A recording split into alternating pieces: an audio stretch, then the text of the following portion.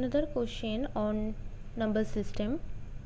When 421 and 427 divided by the same number leave the same remainder 1, how many numbers can be used as a divisor in order to get the same remainder 1?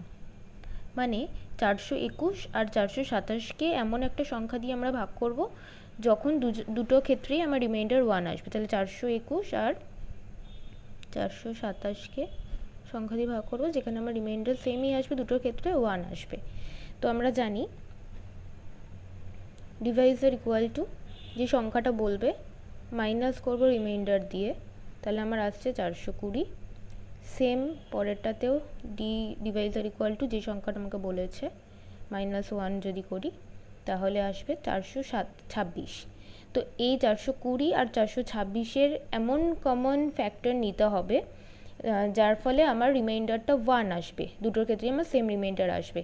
তাহলে 420 আর 426-এর common factor বলতে হয় হচ্ছে 1, 2 দিয়েও যাবে, 3 and 6। তো 1 দিয়ে obviously হবে না, কারণ 1 দিয়ে যদি আমি ভাগ করি তাহলে আমার রিমাইন্ডার কখনো আর 1 আসবে না, তো 1 হবে না। তাহলে পড়ে থাকছে 2, 3, 6, মানে টোটাল কটা সংখ্যা লাগবে আমার? 3টে। Option A.